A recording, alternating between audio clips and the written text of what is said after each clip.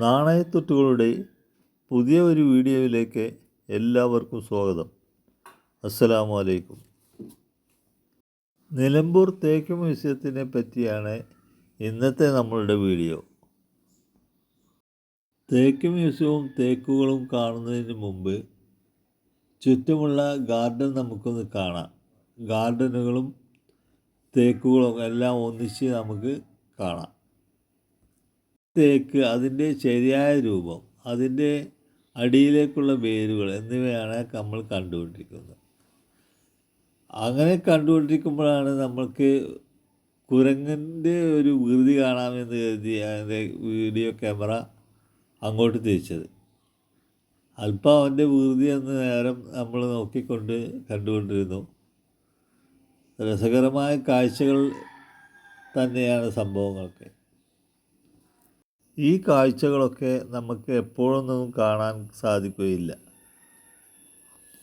ഈ കുട്ടിക്കുരങ്ങൻ്റെ വികൃതി എങ്ങനെ നോക്കി കണ്ടുകൊണ്ടിരുന്ന അപ്പോഴാണ് നമ്മുടെ അടുത്തുള്ള നമ്മുടെ കുട്ടികളുടെ പാർക്കൊന്ന് കാണാമെന്ന് കരുതി എല്ലാവരും അങ്ങോട്ട് നീങ്ങി.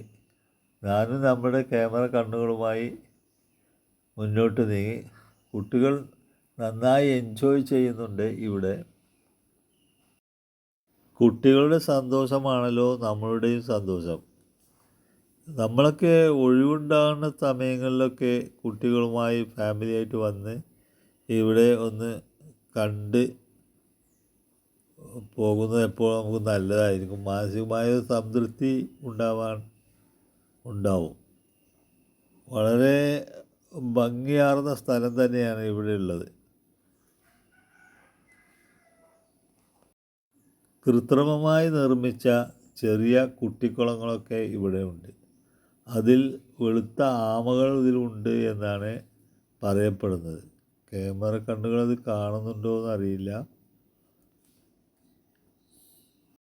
ഇവിടെ ഒരാൾക്ക് ടിക്കറ്റ് നിരക്ക് 50 രൂപയാണ്. ചെറിയ കുട്ടികൾക്ക് ടിക്കറ്റ് ആവശ്യമില്ല. അതിമനോഹരമായിരിക്കുന്ന ഈ പാർക്കിലെ കാഴ്ചകൾ നമ്മൾക്ക് കാണാൻ രസകരമുള്ളത് തന്നെയാണ്. ഇതാണ് എല്ലിപ്പട്ടിൽ. പണ്ട് കാലങ്ങൾക്ക് ബെയിലി കെട്ടാൻ ഇതല്ല, ഇതിൻ്റെ വേറെ മുള്ളുള്ള രൂപമുണ്ട്. തേക്കിൻ്റെ കഴകളും തേക്കിൻ്റെ തൈകളുമാണ്. പലവിധ തേക്കിൻ്റെ തൈകൾ ഇവിടെ ഉണ്ട്. വെളുത്ത ഒരു തരം പൈനാപ്പിളാണ് ഇത് കാണുന്നത്.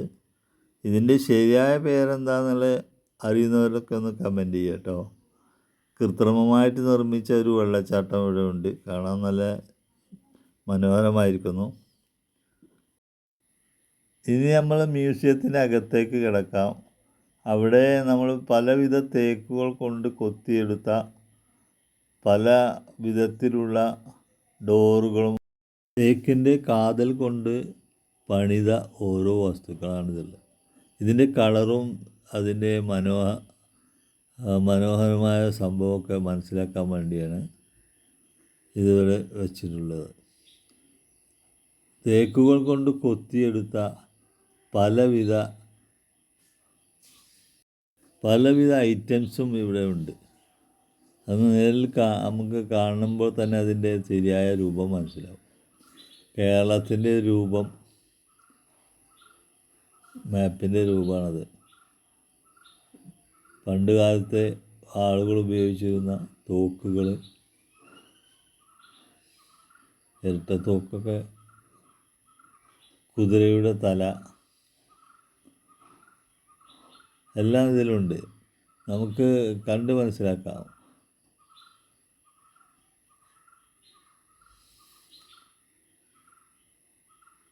അത്യാധുനിക കാലത്തുള്ള തച്ചന്മാർ കൊത്തിയെടുത്ത അവരുടെ കൈകളുടെ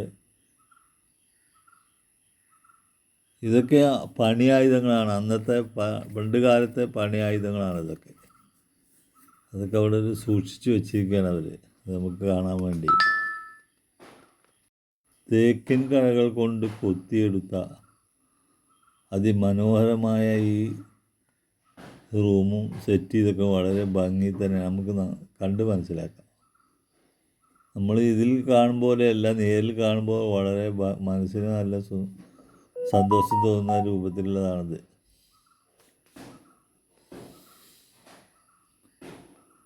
ലോകത്തിൽ തന്നെ ആദ്യത്തെ തേക്ക് മ്യൂസിയം എന്നൊക്കെ ഇതിനെ നമുക്ക് വിശേഷിപ്പിക്കാം.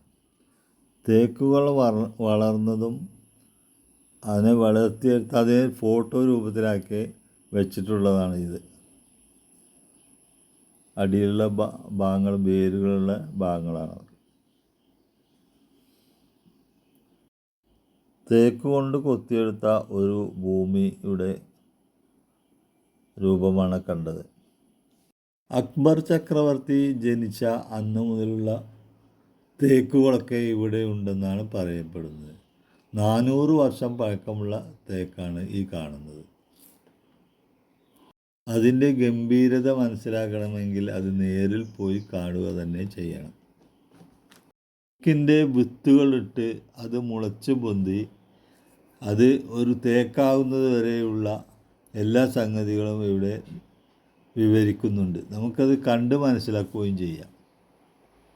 1990-95 കാലത്താണ് ഈ മ്യൂസിയം ഇവിടെ പ്രവർത്തനം തുടങ്ങിയിരിക്കുന്നത്. തേക്ക് മ്യൂസിയം ഫുള്ളായിട്ട് തേക്കിൻ തടികൾ കൊണ്ടാണ് തന്നെയാണ് നിർമ്മിച്ചിട്ടുള്ളത്.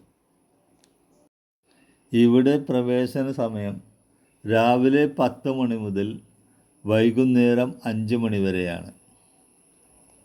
എൻ്റെ വീഡിയോ നിങ്ങൾക്ക് ഇഷ്ടപ്പെട്ടാൽ ഇത് നിങ്ങൾ മറ്റുള്ളവരിലേക്കൊന്ന് ഷെയർ ചെയ്ത് കൊടുക്കണം.